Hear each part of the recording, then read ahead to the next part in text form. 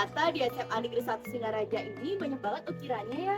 Mulai dari gapura yang di depan, area bangunannya, hingga area pak mesana, dan bahkan masih banyak lagi.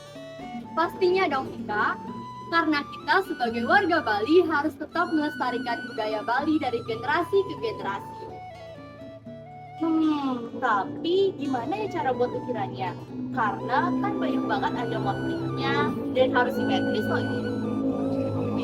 Jangan dibuat ribet Ika. Dalam ilmu matematika, tepatnya pada materi transformasi geometri, kita akan mempelajari dan mencari tahu bagaimana sih rahasia dan juga tips untuk membuat desain ukiran yang simetris, mendetail, dan juga efisien. Penasaran? Yuk simak videonya! Ya tahu nggak sih apa itu transformasi geometri? Transformasi geometri adalah ilmu yang mempelajari tentang transformasi atau perubahan suatu bidang geometri terkait dengan posisi, ukuran, dan juga bentuknya sendiri yang dikarenakan dengan refleksi atau pencerminan, translasi atau pergeseran, rotasi atau putaran, dan juga dilatasi yaitu pembesaran dan juga pengecilan dengan perkalian. Nah, transformasi geometri ini juga banyak manfaatnya dalam kehidupan kita sehari-hari. Contohnya saja pada desain bangunan ukiran di SMA Negeri 1 Singaraja. Baik, jika dilihat dari bangunan tersebut, dapat kita gambarkan dengan transformasi geometri sebagai berikut. Ukiran yang terdapat pada bangunan di SMA Negeri 1 Singaraja dapat didesain menggunakan teknik refleksi. Refleksi adalah transformasi yang memindahkan titik bidang melalui sifat bayangan suatu cermin sehingga dapat menghasilkan gambar yang simetris dan detail. Nah, hal tersebut dapat kita lihat melalui sketsa berikut.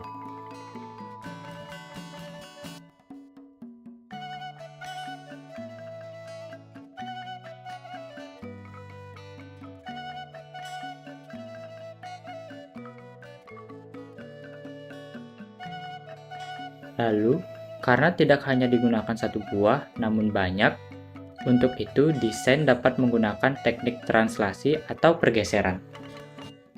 Translasi atau pergeseran adalah suatu perpindahan semua titik pada suatu bidang dengan jarak dan arah yang sama. Dalam hal ini, desain dapat dikopi lalu ditranslasikan pada aplikasi, sehingga desain satu dan lainnya memiliki jarak yang sama.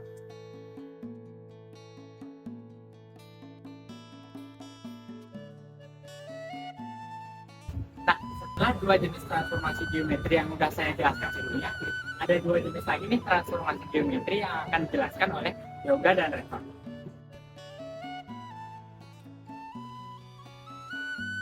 Nah, selanjutnya ada rotasi atau perputaran yang ditentukan oleh titik pusat, arah, dan juga besar sudut rotasi. Prinsipnya adalah memutar suatu titik dan sudut yang memiliki jarak sama dengan titik pusat.